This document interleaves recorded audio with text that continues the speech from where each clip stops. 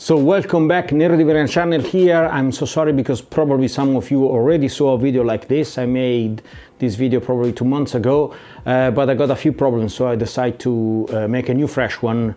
And I'm talking about the firmware, the new firmware on the X-T5 and on the X-T4, which is the camera I'm using right now to record this video. I'm talking about the firmware 2.0. Actually no, on the X-T5 is 2.02.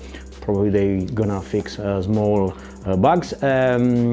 Today is August 2023, so probably if you're gonna see this video in the future, you get a point of the date today. So basically what I'm gonna show you is the real improvement of the firmware 2.0, especially on the tracking eye on the model.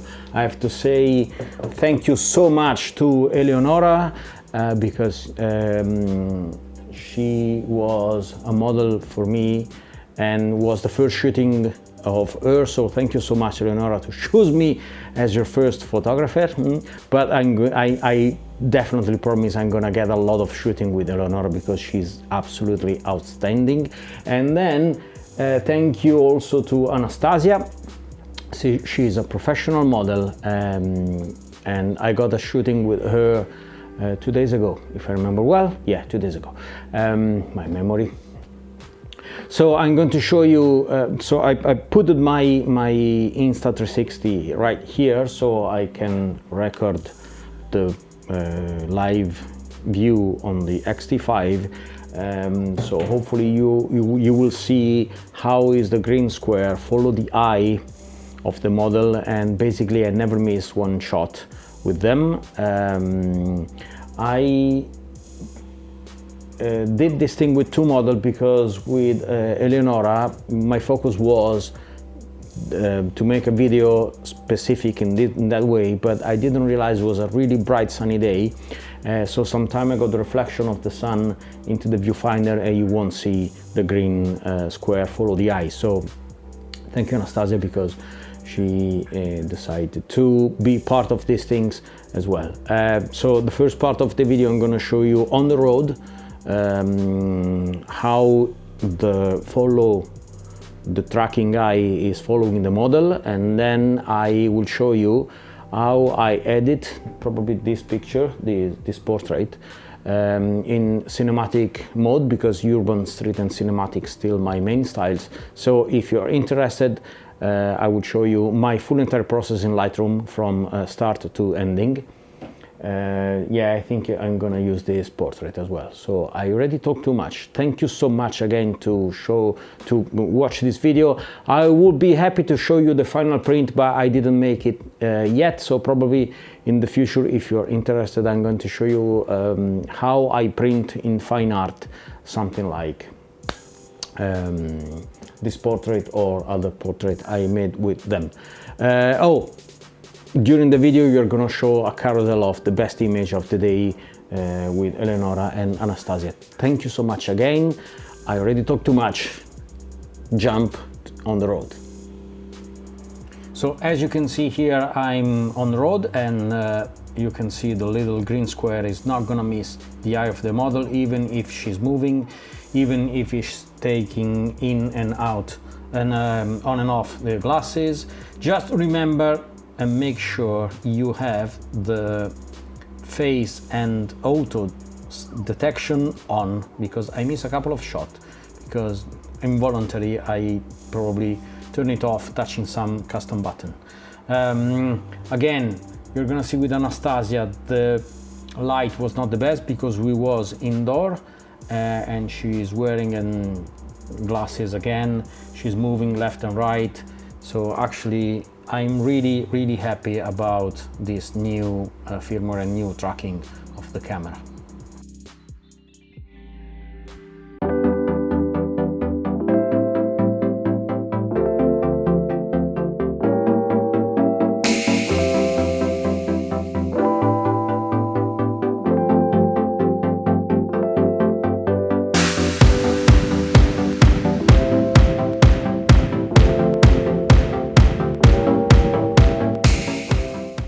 here we got a selection of the picture I took, and this is the best of Eleonora. As you can see here is 5 stars.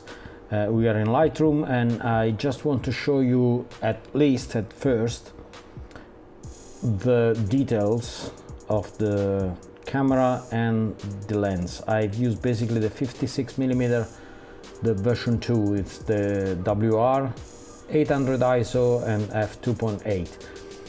She's wearing the glasses, so it's not perfectly on the eye, but as you can see there is something the camera catches.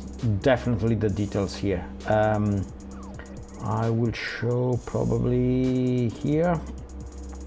Sorry, I'm on the NAS, so probably the software is going to take a couple of seconds to load the full entire picture. So this is the full entire picture, and this is 100%.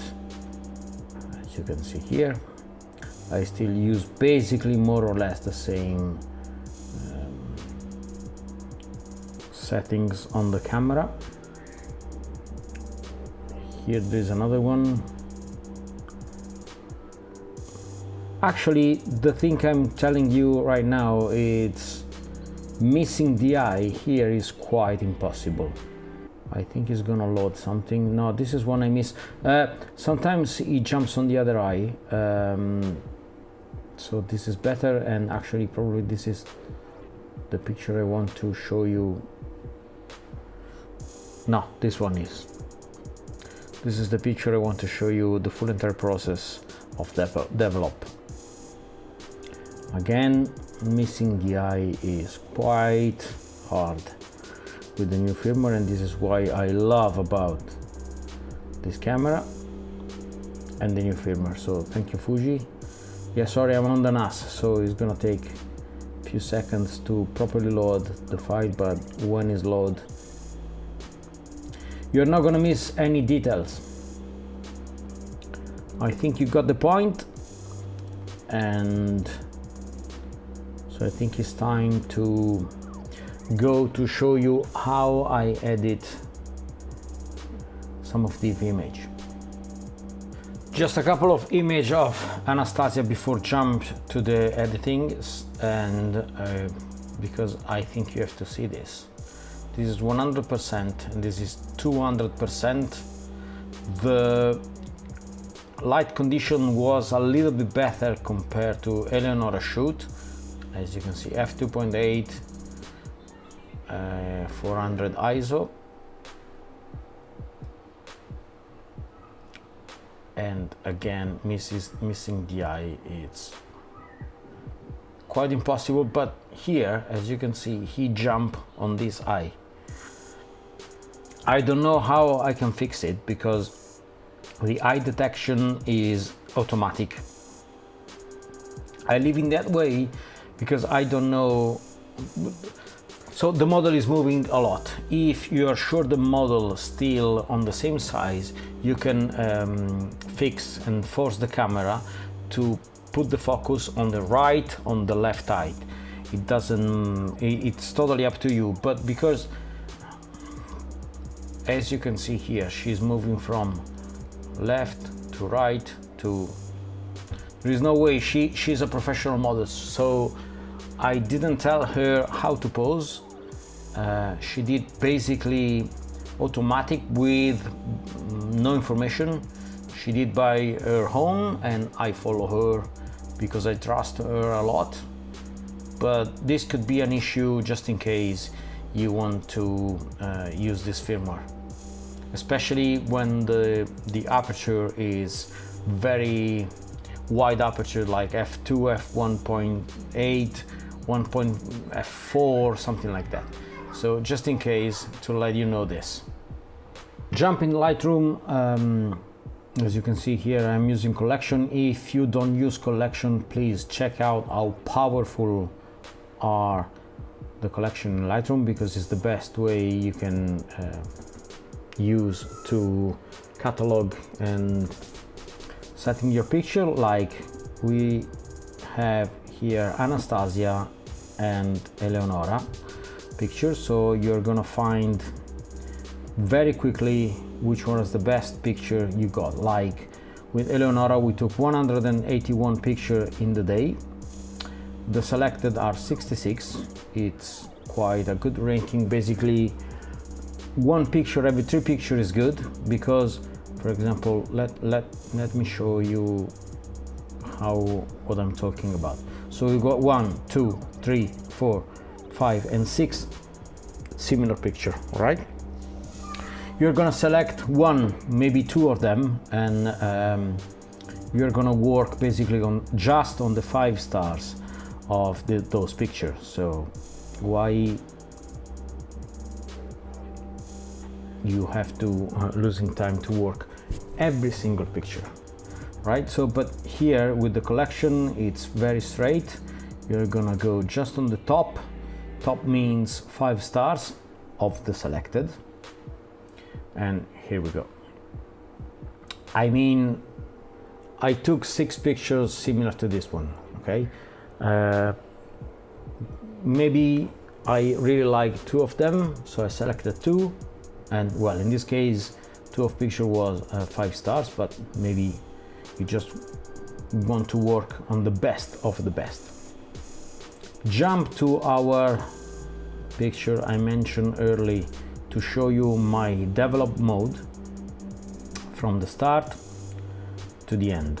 So this is the original picture, this is the before, and this is the after.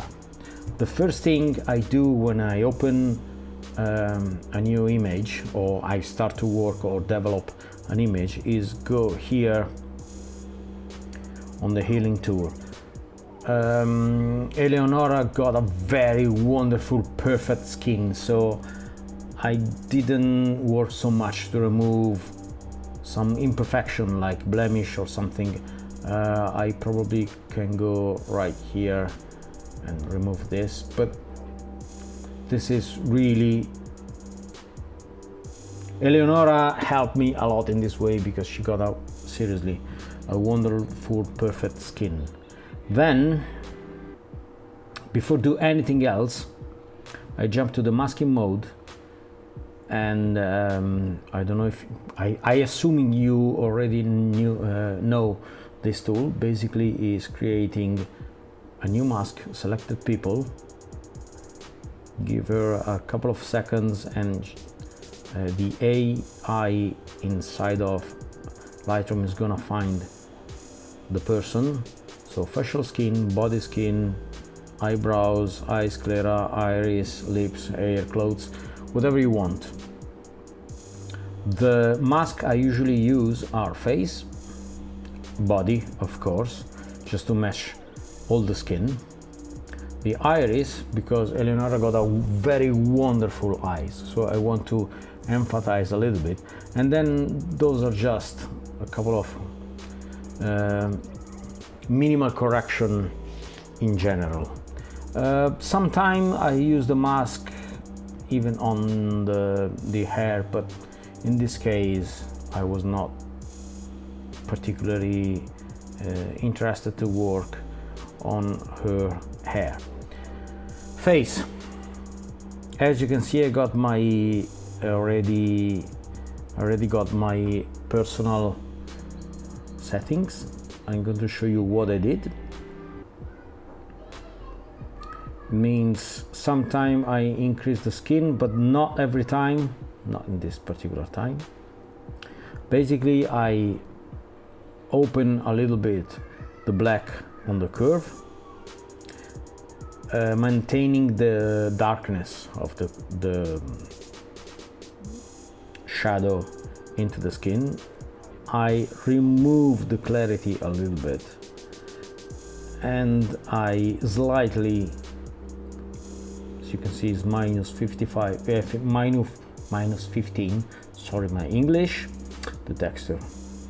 You can save the texture a lot, basically all the texture, or you can move the texture a lot, but this is too fake. This is basically absolutely an artifact. It doesn't make sense at all. You can play with the haze as well. sometimes I also touch the contrast a little bit. But again, Eleonora has a wonderful skin. I wish every model got her skin. I basically didn't touch anything. The only thing you can see is here a little bit of the shadow here underneath the eye, but you can fix this later in Photoshop, because in Lightroom is not the best way to fix this. So face, body, I apply the same preset, and the iris, I just goes to make a little bit brighter, shadow and highlights, and assuming definitely I touch the clarity, because those green eye, I think, deserve the best of the light. The dark side of these things is, those settings is probably you're gonna introduce a little bit of grain, but you're already around 800, so it's part of the game. I think it's not distracting too much from the main part of the picture. Go back on the main side. So I have a Fujifilm X-T5, and one of the best film simulation they introduced was nostalgic negative. I completely love this thing. I'm gonna show you again this particular settings, because I think it's really important. Is a start point. So if you go here on profile and you go down to browse, you're gonna see here camera matching. Every camera got different matching film simulation line. Canon, Sony have totally different film simulation. This is why I love a lot Fujifilm, because they create the old film profile. I love as well the bleach bypass, but not in this case, because as you can see, they bleach basically all the colors, and I'm gonna lose the background. This is why I asked Eleonora to come with me with a mural and graffiti background shooting. So nostalgic negative, still my favorite. In this case, probably Velvia could work a little bit better if you like very bright color. And the classical classic chrome, yeah, here. This is one I really love a lot. The Turner Cinema is a kind of cinematic preset if you like movie or TV shows final look. I stuck on nostalgic negative or classic negative. Both of them work really good. The classic negative, you got this preset on the X-T4 as well, and probably on the X-T3, I don't know. I didn't touch the exposure, I didn't touch the white balance. I reduced a little bit the contrast just to slightly open the shadow. I increased the eye lights a little bit. If you like to have the image a little bit brighter, you can move this. I do not touch exposure too much, because this is going to influence all the final result of the image. Let's say, yeah, I can get brighter image, of course, but I'm gonna touch the shadow as well, and as you can see, I didn't touch shadow, I didn't touch texture, clarity, and the haze, because I already did this when I work on the skin, and this is a very close-up portrait, so I think is enough. If the oranges part of the image for you is too much, you can decrease the vibrance a little bit. Not in this case, well, to me. The curve is probably the powerful tool of Lightroom, with another one that I'm show you in a minute. I really love to open the shadow and the dark side, so I'm gonna slightly move this a little bit on top, but here you know, is imagine a line here. You're talking about shadow tone, and then jump here in the middle, you got the mid-tone, and here the highlights. Usually you see something like this. Now I exaggerate a little bit to show you the final effect, but usually you're gonna see something like this. So very contrast image. I am not really fan of these things. Actually, I'm going to delete this point control. I am slightly underneath of the middle of the middle range of the curves, but for me sounds really good. I didn't touch here basically any hue, saturation, and luminance. Again, if you don't like the orange too much, the skin is too much bright for you, you can slightly get down the orange, because the orange channel is the one affect the skin. Here, we are jumping in the creative part of Lightroom, so if you want to add something, a color in the shadow, you can just go here in color grading, go to the shadow wheel. I'm going to exaggerate again and do this. This is an effect I use a lot in street photography, but in this particular portrait I think it's too much. Well, of course you can adjust the saturation. Actually, probably I'm telling you, this is not quite bad. I think I'm gonna, oh sorry, I didn't calibrate the monitor in the last 2 months, so I have to do this actually soon. You can do the same thing with the midtones and the highlights. So when I do kind of street photography, I used to like to add some blue in the shadow and some warm into the highlights, and maybe something in the midtone. The midtones, it's if your exposure is correct and you're doing a photo shooting in sunlight. I think this is one of the most effective changing you can make on the image. But actually, I'm telling you, I'm not gonna touch the midtones because it's too much. Actually, probably I'm gonna go back. Yeah, I think it's better in this way. The powerful tool I'm talking, I mentioned before, it's down and is on the basic panel here. If you go all down, you can find the calibration. This is my favorite tool ever. So I usually change the hue on the primary color slightly on the turquoise or aqua, because I definitely love turquoise, aqua, teal, something like that. If you are moving this slide, can you see how much powerful is this tool? You can change everything just with one slide. I saw many landscape photographer using this particular blue settings to improve the landscape photography.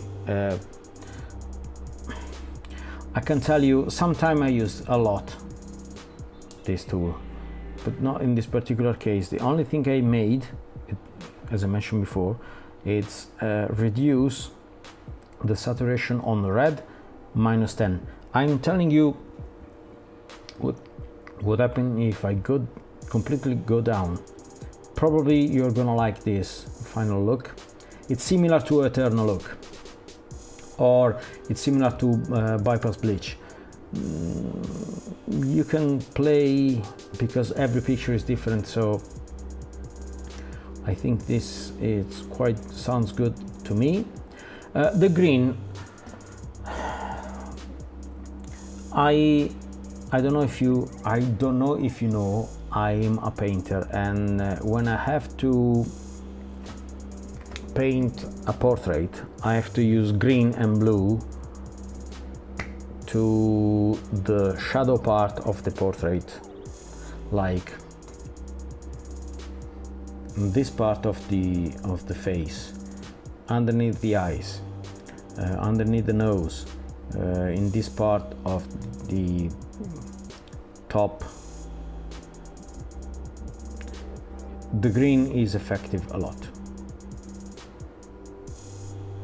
Can you see how much the green affects the final skin result? Well,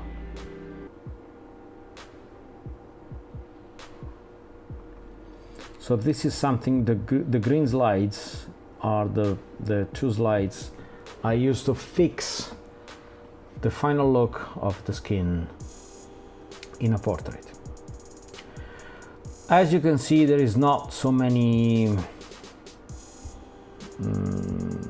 setting or modification on the final result. I think this is enough cinematic final good look. So to me sounds really good in this way, and I'm not gonna touch anything else. I'm gonna save, export, and probably straight print this image. When I print the image, probably I will touch something like this before launch the print, because I think, as you know, I'm looking an image, a picture, retro illuminated, but the final print would be the light would be reflected on the surface, and especially if you're gonna use a matte paper, the gamut of the paper is really low, so it's better if you increase a little bit the exposure to get the properly final result, because the print would be always darker than the image you're gonna see on the screen. So that's it for today. Again, sorry for my English, my broken English. I still Italian, it's not my fault. I tried to improve every day my again my English. Sorry for the mistake. I think you get the point, because I match my broken English with the image, so I think this is gonna be easier for you to understand what I'm talking about. Anything you don't understand, please feel free to leave a comment, and I'll be happy to reply you as soon as possible. Thank you again to support me, to watch me, to follow me. Kiss to everyone. Thank you again to Eleonora and Anastasia, because they was absolutely wonderful and amazing model. See you soon. Do not stop practice on the street with the camera and